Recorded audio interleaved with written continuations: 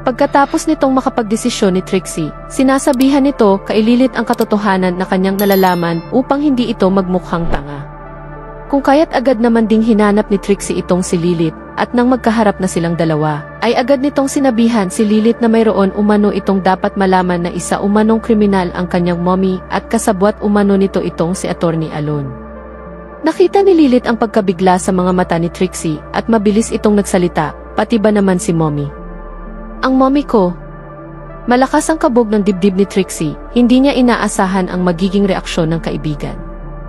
Si Trixie, na halos tumilapon na ang puso sa kaba, ay nakuha ang atensyon ni Lilith at ipinagpatuloy ang kanyang salaysay.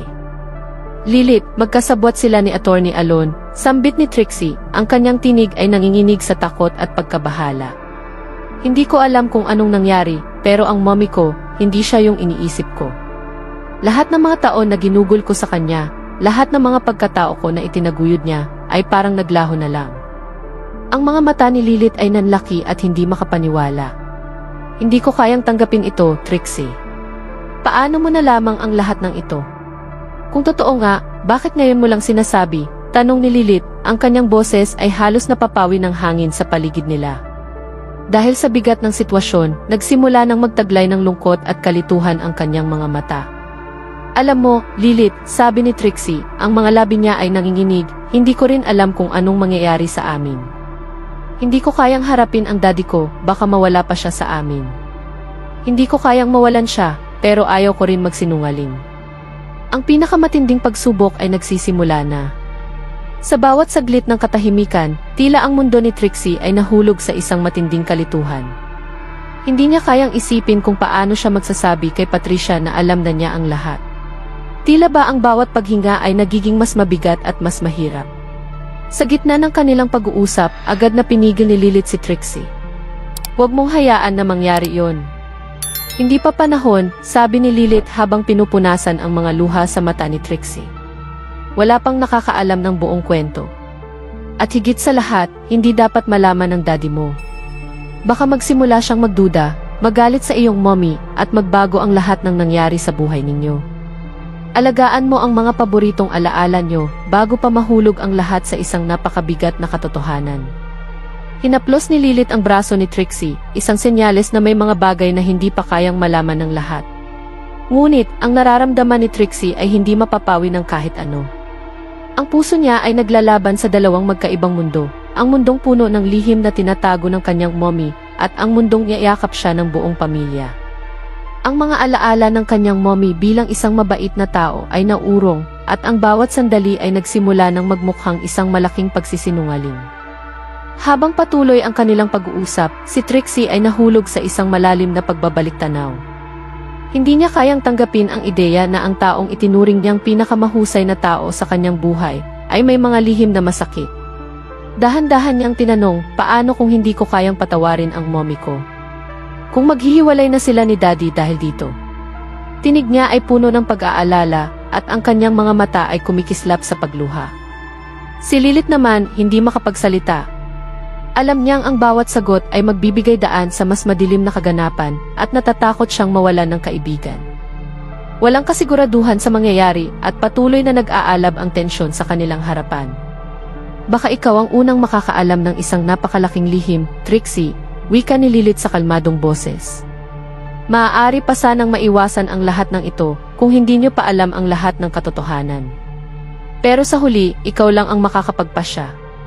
Nagpatuloy ang kanilang pag-uusap, ang hangin ay tila sumasabay sa kabang nararamdaman ni Trixie. Huwag niyang ipagtapat ang lihim sa daddy niya, baka magbago ang kanilang buhay magpakailanman. Ngunit kung ang mommy niya nga ay isang kriminal at hindi siya magsasalita, ano na ang mangyayari? Maghintay tayo, Trixie. Huwag kang magmadali, ang huling paalala ni Lilith. Isang lingon ang tanging sagot ni Trixie, isang sagot na puno ng pagkabigo at kalituhan. Hindi ba't masakit na malaman ang pinakamalaking lihim na tatagilid sa kanilang buhay? Sa bawat pag-ikot ng oras, mas lalalim pa ang misteryo at mas lalapit pa ang kaganapan. Hindi naman lingid sa kaalaman ni Attorney Alon na siya ay malapit ng magkaproblema sa kanyang mga plano. Minsan nga ay inisip niyang baka hindi na siya makatawid sa mga suliraning dulot ng kanyang mga ginugol na oras at pagsubok. Ngunit ang lahat ng ito'y nagsimula sa isang pagkakataon. Matapos ang insidente kung saan pinagbantaan ni Tahira si Attorney Alon na huwag saktan ang kanyang ate na si Lilith, bigla na lang dumating si Ira. Napansin ni Attorney Alon ang pagbabalik ni Ira, ngunit may kaba sa kanyang dibdib. Ang mga mata ni Ira ay puno ng emosyon at parang may nagbabadya sa hangin. Habang papalapit si Ira, agad na sumagi sa isipan ni Attorney Alon ang posibilidad na narinig niya ang kanilang pinag-uusapan. Hindi na siya nagdalawang isip at mabilis na tumalikod, tiningnan ang paligid at nagmadaling lumayo.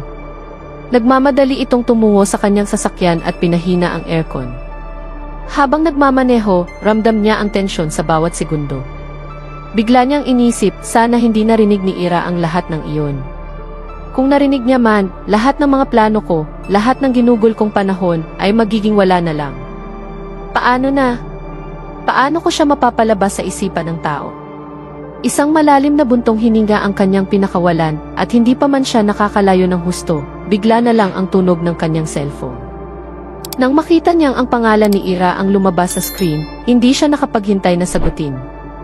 Ira, ang naisip niya.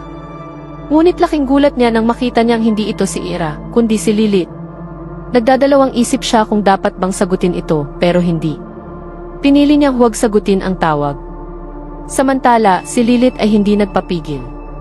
Tumawag muli si Lilith at nagpadala ng isang mensahe kay Attorney Alon. Huwag mong gawing mahirap ang sitwasyon. Si Ira ay hindi na dapat manghimasok. Ako na ang bahala sa lahat. Agad niyang ipinagmalaki kay Attorney Alon na walang sinuman, hindi man siya malaki o matangkad, ay kayang magpatawad sa mga pagkakamali nito. Sa liit ni Lilith, tiyak na hindi makakaligtas si Attorney Alon. Puno ng galit at sakit ang nararamdaman ni Ira nang marinig niya ang mga sinabi ni Lilith. Hindi ko kayang tanggapin ang lahat ng ito, ang sabi ni Ira sa sarili. Bakit ako naniwala kay Attorney Alon? Biro ko lang, pinaglalaruan pala ako. Sa lahat ng mga taon ng pagmamahal, bakit hindi ko nakita ang lahat ng palatandaan? Bakit ako pinaniwala sa isang pagmamahal na wala palang kabuluan? Dapat matutunan ko ng makinig sa puso ko at hindi sa mga kasinungalingan. Tinutokso ni Ira ang sarili, bakit ko pa ba pinili si Attorney Alon? Ano ba ang nakita ko sa kanya? Ang sakit na dulot nito, hindi ko kayang tiisin. Patuloy na lumuluhod ang kanyang mga mata at umiiwas sa mga pagtingin ng mga tao sa paligid. Hindi niya kayang magtiwala. Ang mga kasinungalingan ay pumapailang lang sa kanyang isipan at sa bawat hakbang, lalo niyang nararamdaman ang pagsira sa isang pangarap na tinataguyod ng mga taon. Habang si Attorney Alon naman ay patuloy na nagpapatuloy sa kanyang plano, hindi pa rin makapaniwala na ang bawat hakbang na kanyang ginawa ay nagdala ng pagsubok at pagkatalo sa kanya. Isang malaking tanong ang nagsimula na kumulo sa kanyang isipan, tama ba ang mga desisyon ko? May laban pa ba ako? Tumulo ang mga patak ng pawis sa kanyang noo, at ang kanyang mga mata ay puno ng panghihina. Hindi niya alam kung sino na ang kalaban sa laban na ito, o kung paano pa niya aayusin ang lahat ng ito. Habang tumutok sa kaganapan, magugulat ka sa pag-usbong ng mga lihim na nakatago. Si Lilith, na malakas at may tiwala sa sarili, ay naglalayo ng huling hakbang.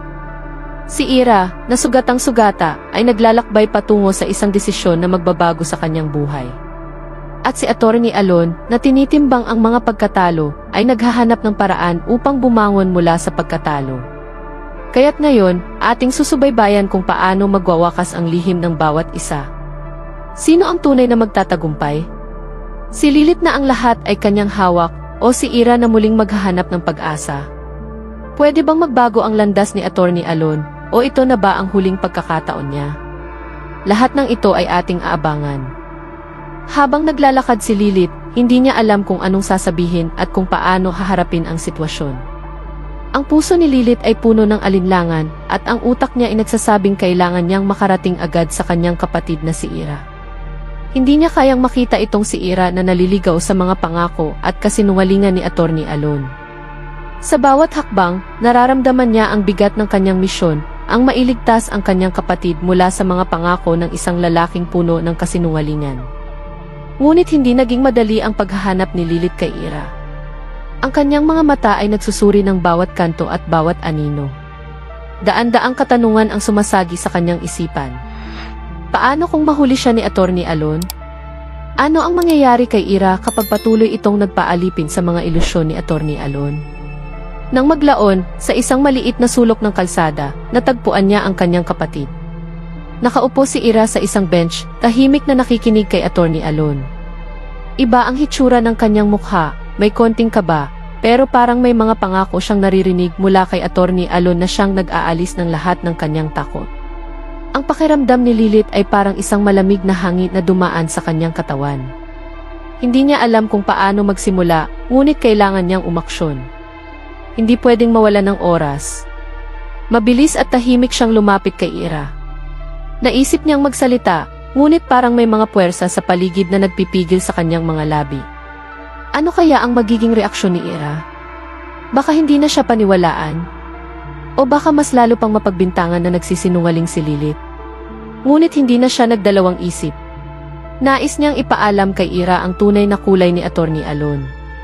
Hindi nakaligtas kay Attorney Alon ang mga kilos ni Lilith. Nang mapansin niyang may isang tao sa likod ni Ira, agad niyang tinanaw at nakita si Lilith. Ang mga mata ni Attorney Alon ay puno ng galit, ngunit hindi siya tinatabla ng takot. Lumapit siya kay Lilith at isang malamig na ngiti ang sumik sa kanyang mukha. Bistado ka na, Attorney Alon, wika ni Lilith ng malakas. Alam ko na ang mga laro mo. Hindi mo ako matatakot. Sa mga salitang iyon, parang gumugol ng ilang segundo ang bawat sandali. Ang paligid ay tumahimik, ang mga mata ni Ira ay napatigil sa kanilang pag-uusap. Si Attorney Alon, na sa buong oras ay nagpakita ng matinding kalmado, ay nagsimulang magalit. Huwag mong gawing komplikado ang lahat, Lilith, ang sabi ni Attorney Alon. Ang mga tulad mo, hindi mo kayang baguhin ang takbo ng buhay ko. Ngunit hindi nagpatinag si Lilith. Hindi ako natatakot sa iyo, Attorney Alon. Kung may balak ka man na masama sa akin, o kay Ira, ay hinding-hindi ko ito hahayaan. Kailangan mong magtigil. Nagangalit si Attorney Alon, at tila handa nang sumabog ang galit sa kanyang katawan. Ipinakita niyang tila may isang lihim na malalim at masalimuot na pagkatao sa likod ng matamis na ngiti at pangako. Titigil ako kapag natutunan mong magpasakop, ang malamig na sabi ni Attorney Alon, at saksakan ng galit na sipangtin ng kanyang ihataw kay Lilith. Ngunit bago pa man makapagpatuloy si Attorney Alon sa kanyang ginugol na galit, may isang pamilyar na boses na gumising sa kaguluhan. Tama na, Attorney Alon, ang sigaw ni siya, ang kaibigan ni Lilith, na mabilis na dumating sa kanilang tagpo. Dali-dali niyang hinawakan si Attorney Alon at pinigilan siya sa kanyang ginugol na galit. Huwag mong saktan ang ate ko, please. Hindi mo kami kayang kontrolin. Sa isang iglap, natigil ang lahat. Tinutok ni Lilith ang kanyang tingin kay siya, at nagpasalamat siya sa bawat hakbang na ito. Ngayon, nararamdaman na niyang may pag-asa. Nagtagumpay sila sa kabila ng mga panganib na kinaharap. Ngunit ang tanong ay, ano ang susunod na hakbang? Makikita kaya ni Lilith at siya ang tunay na layunin ni Attorney Alon, o may mas malalim pang misteryo na nakatago sa likod ng mga kaganapang ito? Kalaboso na nga sa mga otoridad itong si Attorney Alon, kaya naman, humanap agad ng napakagaling na abogado ito upang ilabas siya at ipagtanggol sa mga paratang. Nasa isang matinding laban si Attorney Alon, isang laban na walang ibang layunin, kundi ang mapanagot siya sa kanyang mga nagawang kasalanan. Samantala, patuloy na umiikot ang mundo ni Attorney Renan Alon, at sa mga sumunod na araw, mas lalo niyang nararamdaman na hindi na siya makakaligtas sa lahat ng kasinungalingang itinago niya. Ang lahat ng mga lihim, na sa loob ng ilang linggo'y nanatiling nakatago sa dilim, ay unti-unting binubuksan. Kasama ng takot at pangarap na makalabas sa mga paratang laban sa kanya, bigla na lamang bumangon ang isang tao mula sa kanyang nakaraan, si Menard, ang dating kasabwat at tauhan ni Attorney Alon. Hindi na makatawid sa kanyang mga mata ang kasalanan at takot na nagmumula sa mga lihim na tinago, kaya't nagdesisyon siyang magbukas ng lahat ng sikreto ng kanilang mga ginagawa noong mga panahong iyon. Isang malamig na gabi, mabilis na kumilos si Menard at nagpunta sa isang investigator na tinawag na si Lorena. At dito naganap ang isang matinding pagtalakay. Hindi na kayang pigilin pa ni Menard ang mga detalye ng mga krimen ni Attorney Alon, kaya't pumayag siya na magsalita. Ngunit may kondisyon, hindi siya makukulong at kailangan siyang bayaran para sa kanyang sakripisyo. Isang matinding kalakaran kung tutuusin. Sa kabila ng takot na baka may mangyaring masama sa kanya, hindi na kayang pigilan pa ni Menard ang pagsisi sa lahat ng kanilang mga ginawa. Nasa isang punto kung saan ang mga tao ay nag-aalala para kay Mang, ang tatay ni Melody, at wala nang makitang sapat na ebidensya laban kay Atty. Alon. Nagdesisyon ang mga pulis na ideklara ang kaso bilang walang kasong ikokonekta sa abogado. Sa kabila ng lahat ng paglaban ni Melody at ng kanyang mga kasamahan tulad ni Atuk, mayroong isang pakiramdam ng kawalan ng pag-asa na dulot ng mga desisyon ng mga otoridad. Pinilit nilang hindi tanggapin ang desisyon ng mga otoridad, ngunit may mga kwento pa rin ng mga kasinungalingan ni Atty. Alon na lumalabas, patuloy na tinatangkilik ng iba. Ngunit sa isang hindi inaasahang pagkakataon, isang malaking balita ang dumating. Dumating si Menard sa tahanan ni Lilet at ng pamilya Matas, at sa isang iglap, inilabas niya ang mga detalye ng mga krimen ni Atty. Alon. Kasama na dito ang peking holdapan at ang brutal na pagpatay kay Mangkor, na siyang naging dahilan ng pagbaliktad ng mga pabor sa mga magulang ni Mangkor. Ang mga lihim na tinago ni Atty. Alon ay dumating na sa wakas sa mga tainga ng mga otoridad. Pinili ni Melody na ipagpatuloy ang laban. Walang takot, walang alinlangan. Agad siyang kumilos upang muling buksan ang kaso, sa tulong ni Menard na handang magsalita sa harap ng mga kapulisan. Ilan sa mga saksi ang magpapatotoo sa kanyang mga salaysay. Puno ng tensyon ang bawat minuto. Sinuong ni Melody at ng kanyang mga kasamahan ang mga pagsubok na dulot ng pag-aalala at takot. Ang kanilang mga hakbang ay magiging mahalaga sa pagbabalik ng katarungan kay Mangkor at sa lahat ng mga nabiktima ng mga kasalanan ni Atty. Alon. Habang ang mga puwersa ng batas ay nagsimula ng kumilos, si Atty. Alon, sa kabila ng pagiging isang abogadong mahusay sa kanyang larangan, ay hindi pa rin matanggal ang takot na baka dumating ang araw ng kanyang paghuhukom. Lumulubog na ang kanyang mundo. Nagsimula ng magkaisa ang mga puwersa ni Melody at ng mga saksi, at ang mga kasinungalingang tinago ni Atty. Alon ay muling babangon, muling magiging buhay sa mata ng mga otoridad at ng publiko. Hindi na siya makakapalag. Habang ang mga detalye ay dahan-dahang nilalantad, ang bawat hakbang ay tila may kasunod na kaganapang makapagpabago sa buong sitwasyon. Ang mga madidilim na lihim ni Atty. Alon ay magiging dahilan ng kanyang sariling pagbagsak. At sa bawat sandali ang mga tao ay nagmamasid. Ang kaligtasan ni Atty. Alon ay tila nagiging malabo at ang kasaysayan ng kanyang mga kasalanan ay unti-unting umiiyak sa harap ng kanyang mga mata. Tama nga ang sabi ni Menard, walang lihim na hindi nabubunyag sa takdang panahon. At ang takdang panahon na iyon ay nagsimula ng dumating. Ngunit ang mga tanong ay nanatiling hanggang ngayon nakatali sa bawat hakbang ni Atty. Alon. Kung si Menard ay magsasalita at kung ang buong katotohanan ay muling mapagtibay, makakamtan ba ang katarungan na matagal nang hinihintay ng mga tao o may mga mas matinding balak na nag-aabang? Mga ebidensya ay nagsilbing mitsa ng pag-usad ng kaso laban kay Atty. Alon. Habang abala ang mga pulis sa paghahanda ng mga warrant at pag-audit ng mga ebidensya, si Atty. Alon ay nag-iisip pa rin kung paano mapapalabas ang sarili mula sa mga paratang. Nais niyang maniwala na ligtas na siya at makakabalik na sa kanyang karera. Pero ang hindi niya alam, nagbabalik ang lahat ng mga lihim na matagal na niyang tinatago. Isang araw, sa hindi inaasahang pagkakataon, dumating ang mga pulis sa kanyang bahay. Isang nakakakilabot na sandali ang dumating sa buhay ni Atty. Alon nang sabay-sabay silang nagtakbuhan, ngunit hindi na siya nakaligtas. Ang mga pulis ay mabilis at tumpak, at habang inaaresto siya, sabay na sumabog ang balita sa social media at mga telebisyon. Hindi inaasahan ito ni Dee, ang kanyang fiance. Nakita niya ang kanyang kasintahan na inaaresto at hindi makapaniwala sa nangyari. Laban sa lahat ng mga palusot ni Atty. Alon, hindi pa rin siya nakaligtas sa mga testigo at mga ebidensya na ipinakita ni Menard at ng kanyang mga kasamahan. Ibinubukas nito ang pinto ng bagong kabanata sa buhay ng bawat isa, isang kabanatang puno ng mga katanungan at misteryo. Si Zay ay naguguluhan at nag-iisip kung paano niya matatanggap ang mga paratang laban kay Alon. Nawalan siya ng tiwala at hindi alam kung paano haharapin ang hinaharap. Pero ang pinakamasaklap ay ang biglaang pagsabog ng mga pangyayari. Pumapasok sa kanyang isipan ang mga tanong, paano siya makakabalik sa normal na buhay? Paano siya magpapatawad kung may kasalanan nga ang kanyang fiance? Ang bawat hakbang ng kanilang relasyon ay tila nagiging mahirap at ang dilim ng mga pangyayaring ito ay nag-iiwan ng mga sugat na mahirap pagalingin. Ngunit habang ang mga pagdududa at pagkabigo ay bumabalot kay Dee, sa isang madilim na sulok, si Patricia, isang matalik na kaibigan ni Alon, ay nag-aalala sa susunod na mangyayari. Alam niyang hindi papayag si Attorney Alon na siya lamang ang magdusa. Ang takot na bumabalot kay Patricia ay hindi na kayang pigilan. Kaya't nag-isip siya ng plano kung paano siya makakaiwas sa mga krimen na ginagawa ni Alon. Alam niyang hindi magtatagal at ang mga saksi at mga ebidensya ay maglalantad ng mga lihim na matagal nang nakatago.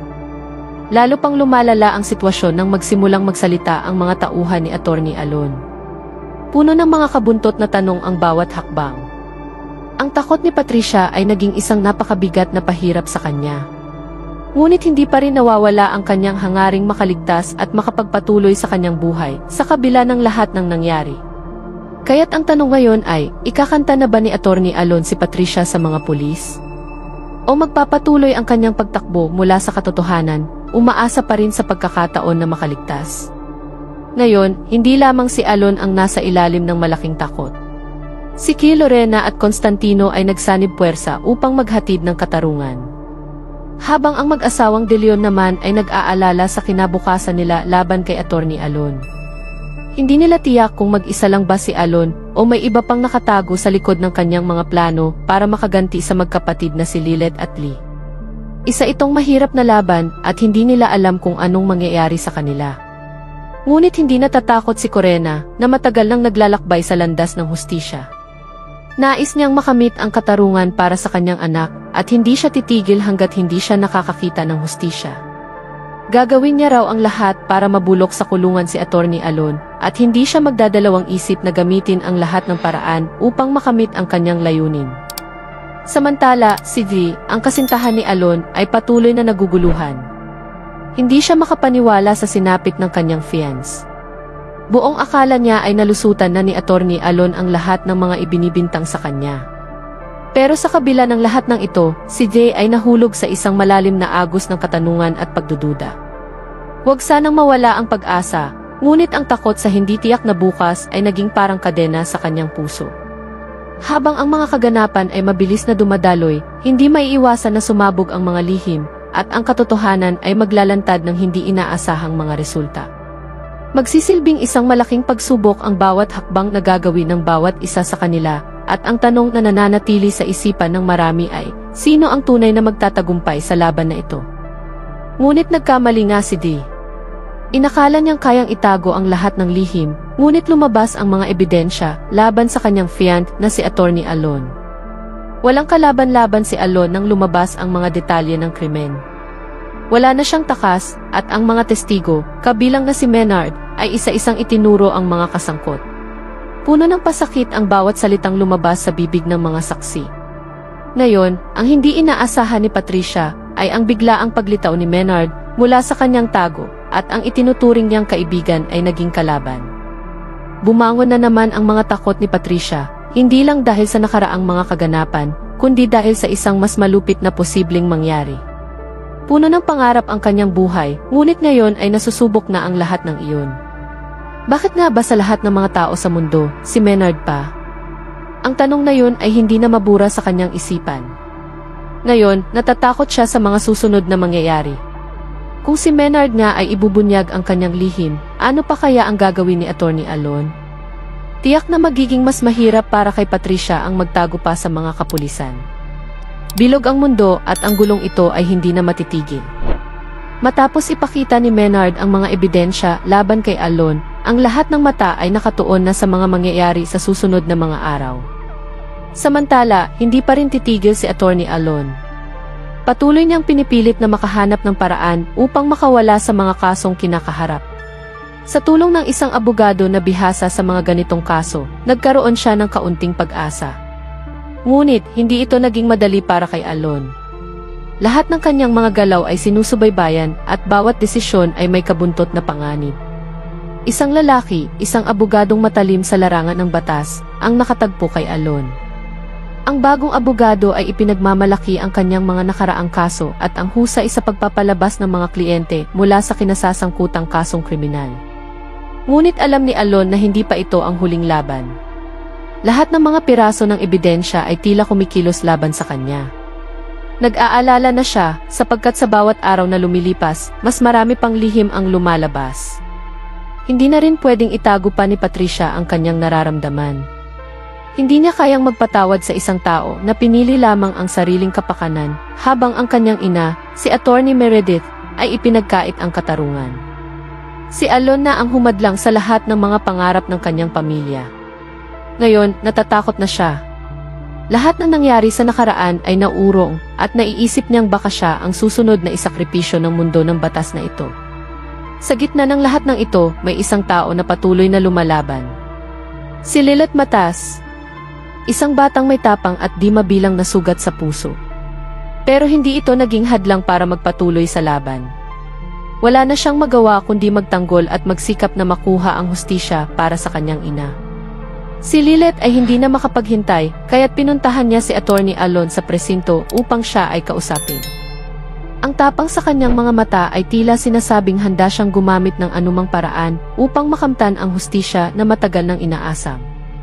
Binalaan niya si Alon na kahit anong mangyari, hindi siya titigil. Gagawin ko ang lahat upang hindi ka makalabas ng kulungan, sigaw ni Lilith sa harap ni Alon, ang tinig niya ay puno ng puot at galit. Hindi ko hahayaang makalabas ka at magpatuloy sa pagpapahirap sa amin. Huwag mong kalimutan, ipinagkait mo sa aming pamilya ang hustisya na nararapat. Hindi na nakapagsalita si Alon, ngunit sa mga mata niya, may takot at panghihinayang na naglalaro. Alam niyang hindi siya magiging malaya ng basta-basta. Nasa kanyang mga kamay ang pagkakataon upang ayusin ang lahat, ngunit si Lilith ay hindi titigil hanggat hindi nakakamtan ang kanyang ina.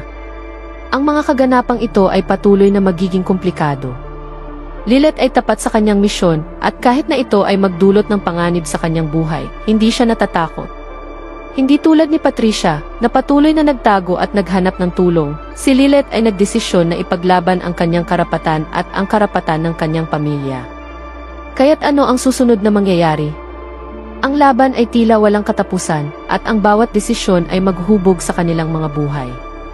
Papasok na tayo sa isang mas madilim na yugto ng kwento, at tiyak na may mga pangyayaring magbibigay ng matinding pagsusubok sa bawat karakter. Anong mga lihim pa kaya ang matutuklasan? Sino sa kanila ang magtatagumpay? Huwag palampasin ang susunod na mga kaganapan.